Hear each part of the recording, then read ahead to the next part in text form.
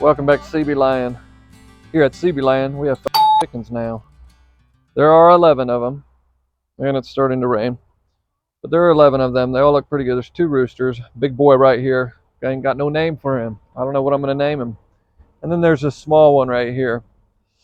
And then there's this one that might be egg bound. I don't know. The vent doesn't look too good. But we're going to do a video on that probably next time.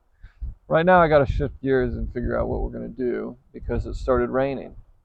But I thought I'd give you an update immediately on these chickens because, dude, Oksana could not wait.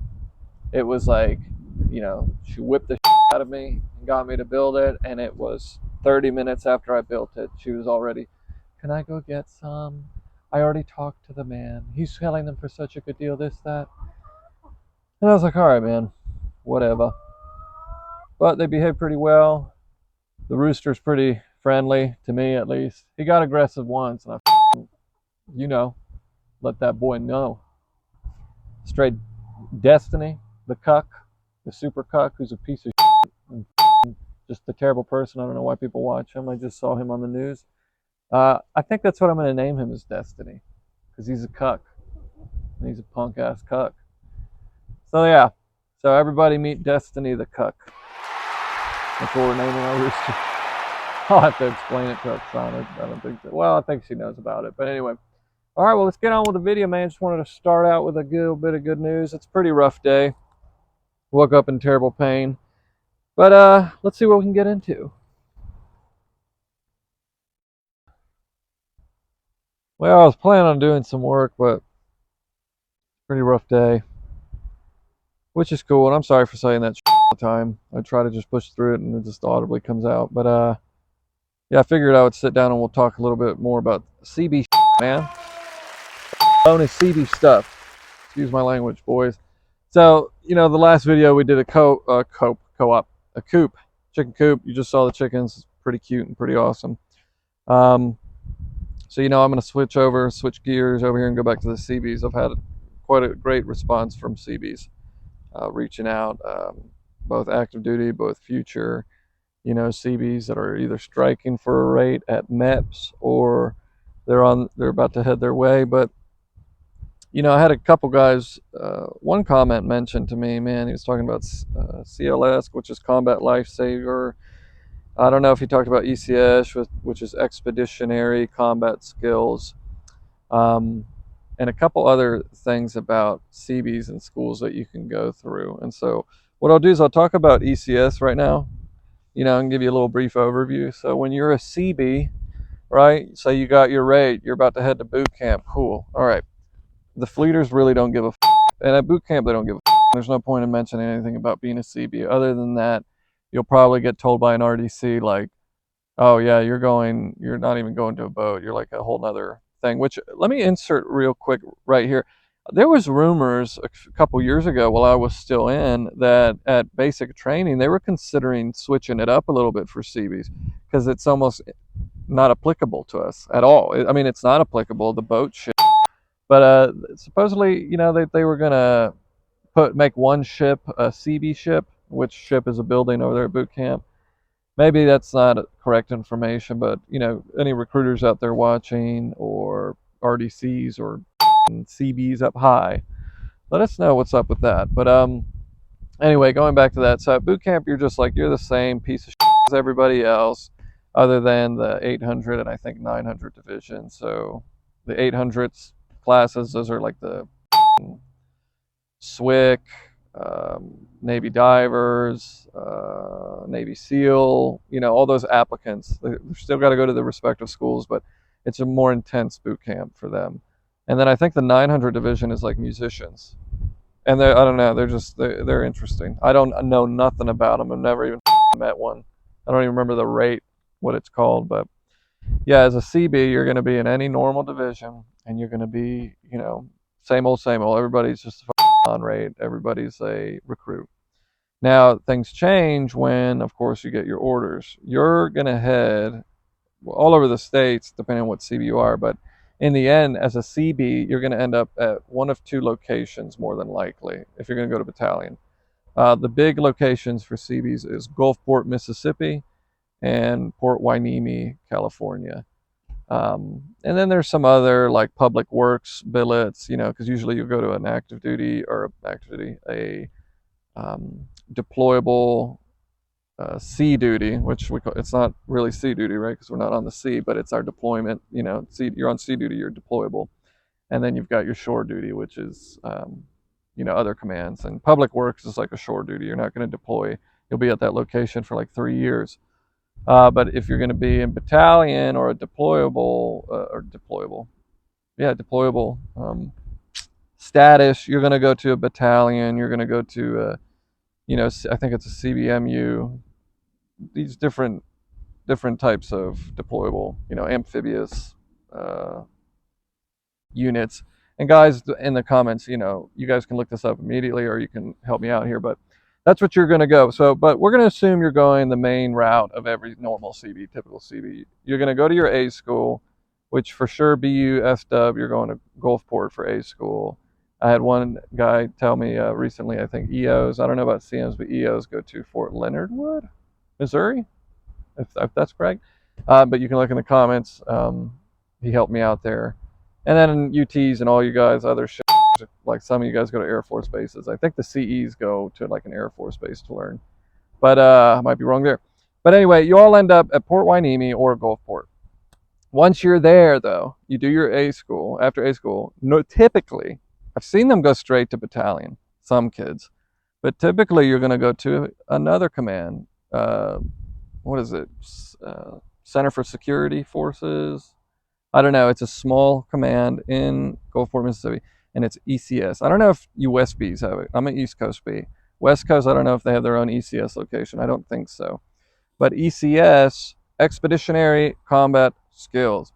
You're a Seabee. You're a part of NECC. NECC is our Big Daddy Command. It's Naval Expeditionary Combat Command, I think, or Center. And so naturally, you need to be expeditious, which means you need to be able to fight. You're combat oriented. Now, as a Seabee, you're defensive in nature, but you are combat oriented, meaning you know how to handle yourself. You know what to do in the event of an attack, et cetera, right? You know how to fire anything from an M4 all the way up to an AT4 or a 203, and then even crew serve weapons like the 50 cal and the Mark 18. You can learn all that.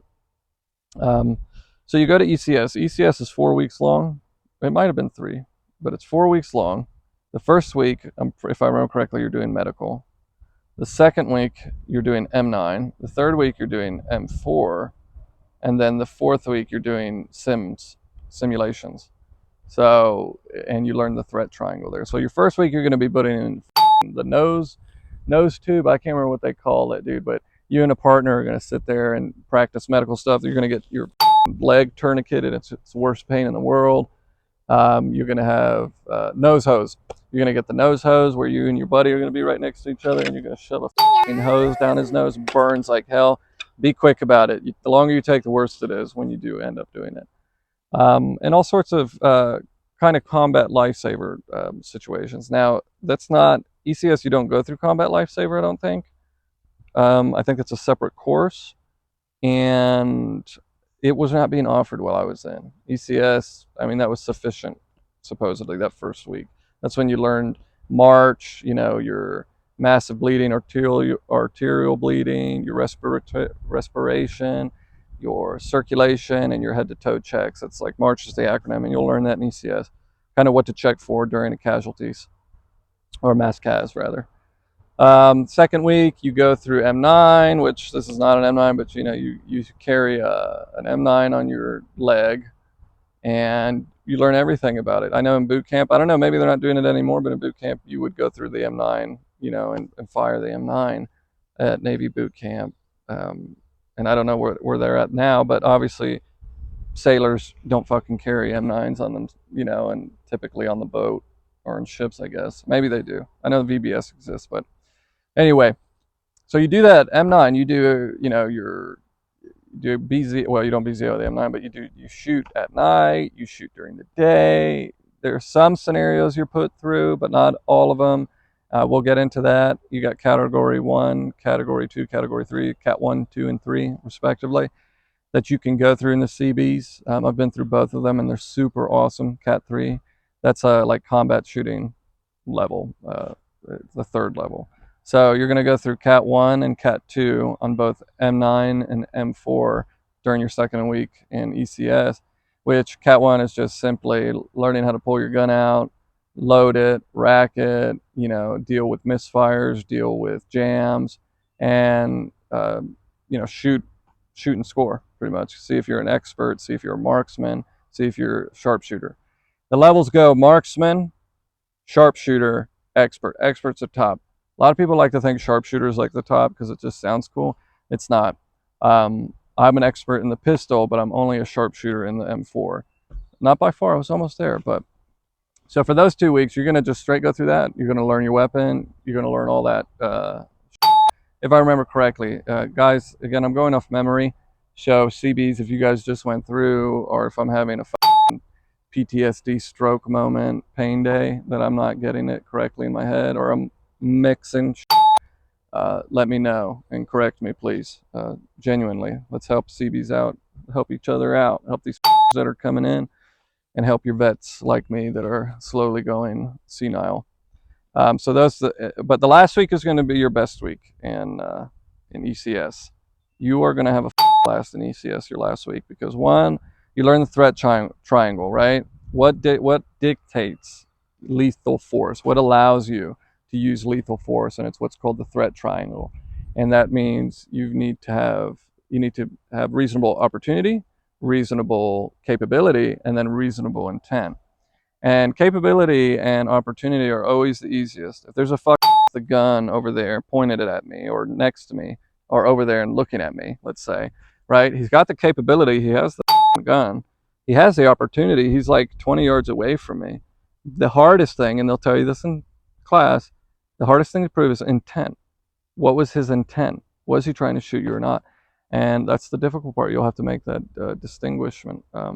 So that's pretty cool. You learn how to do that. You're ran through some scenarios on a screen with like a fake electric gun that responds. It's like a big ass video game. It's real cool. And you're put in scenarios and you go through them and then you talk with your instructors about it. So that's really cool.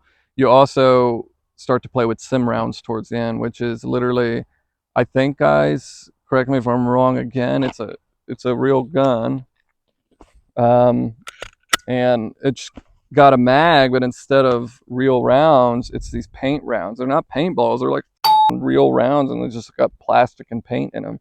They hurt so bad. Those dude will aim for your hands too, so watch it. Wear gloves. Do everything, dude. It's so ugh. But anyway, you're going to be put through those, and for example, you're going to have one of your partners stand with a knife on one side, and then you're going to stand like 15 yards away with your gun on you, your M9, with your sim rounds. And they're going to say, all right, you run as fast as you can and stab him, and you pull out your gun and shoot him.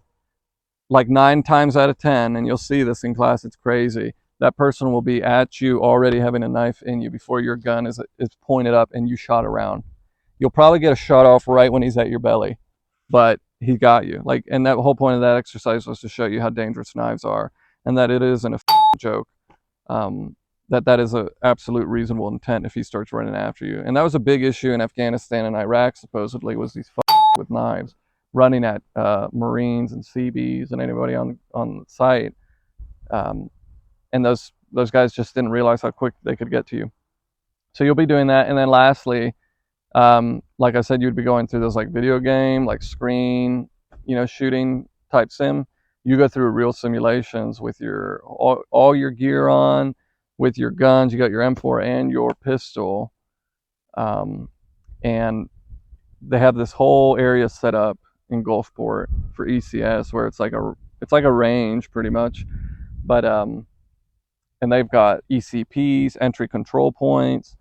They've got buildings. It's not really urban warfare, so you're not going to be clearing anything, but it's just kind of, you're literally firefighting the enemy, but it's like paintball, and it's so much fun, dude. But I got hit in the fingers when I was using, because we had our M9s out and we were firing, and those guys, that's all they do. Those instructors, dude, every 4 weeks they get to have fun like that, and they aim. What did they aim for? They aim for your hands and something else, but their hands, dude, I got this big fat mother dude that just lit my hands up. I looked like damn Bill Nye, you know, walking around with my hands. It hurt so bad. But yeah, dude, so that's ECS. It's you know, I just wanted to do a quick overview on that because somebody had mentioned it. um I don't think combat lifesaver is a part of it. Just the first week is a medical part. The whole first week talks about how to properly tourniquet, all that, you know, pack a wound, fix a chest hole. You know, if you got shot through the chest and you have a collapsed lung, how to fix that, bleed that out, and revive, pretty much revive a collapsed lung so you're not dying. And doing some things that are skew oriented, which is CB combat warfare device oriented, like doing 9 you know, or what do you need? How many lines do you need to get a bird up in the air? And it's 9. Pretty sure. Watch me this up. But you're going to learn all that in ECS, and that's badass. Combat Lifesaver, I think that was another class, another course that you would do, but they don't do those anymore. So, yeah, that's the ECS. And I'll leave it there, and we'll keep the rest for CB Sunday. I don't want to talk much of everything. What I am going to talk about CB Sunday is the cold roll steel. This is kind of for current CBs. My past CBs, you know what SWAT huts are and timber bunkers and well, they're looking to shift out of that. And there's some good in it, and then there's some bad, but we'll talk about that CB Sunday, this coming Sunday. And then for my new guys, this is more for you, I suppose. So if there's any more questions, specific things, I'll write them down next time and get on it. But we'll keep moving on with this video. I might be able to insert another little event, I guess, just to get this video going. But if not, you know, I appreciate you watching, and we'll, yeah, we'll go from there, you know. And I apologize, it's just one of those videos. Not going to be super exciting, but I want it to be informative and enjoyable, and hopefully you're laughing. There's not much to laugh about. It's more educational. This is the one I shot up with my niece. In fact, I'll put some clips in. I should probably edit that video. And yeah, we had some kids come out and shoot, and that was fun. They did a phenomenal job. But all right, let's keep moving on. Ka-chow.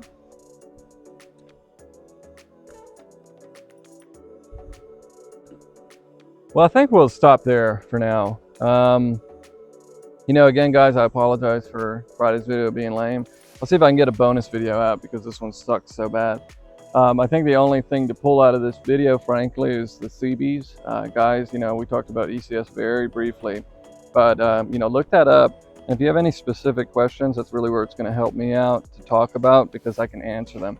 Trying to give an overview of certain things is pretty difficult, just because, you know, it's like I remember certain things that are notable, but that might not be notable to you.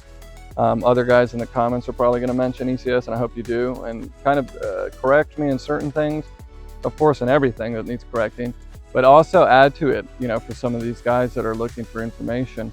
The only thing I can say, dude, is it's a good time. You know, enjoy it. You're not going to be in there only with CBs. There's a lot of other rates like MAs that will go through it with you. And that's pretty cool, because that's a lot of those rates you're never going to deal with in general.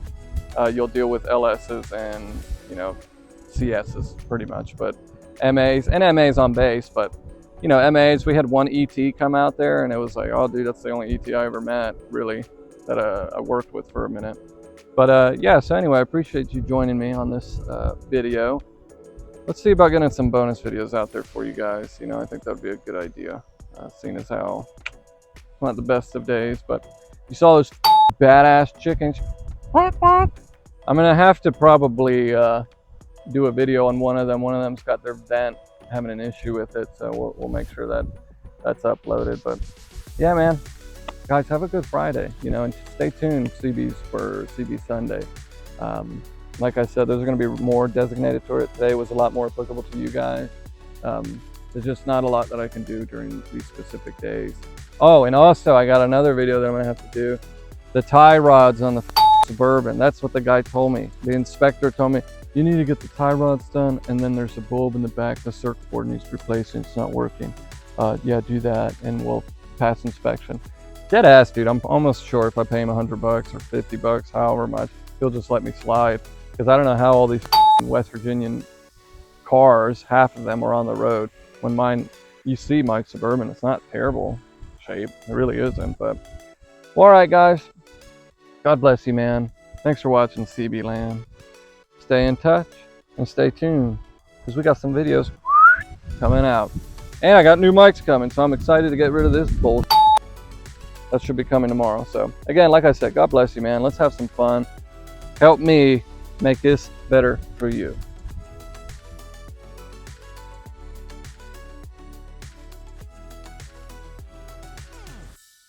Dude, the firefighter guy, support him. I just want you to know, okay? Just in case you're confused or it seems like I'm, you don't, whatever. If one of you were in the crowd and you're a conservative fan of mine and you end up, getting blown away or whatever I'm making fun of you the next day on Twitter. I am.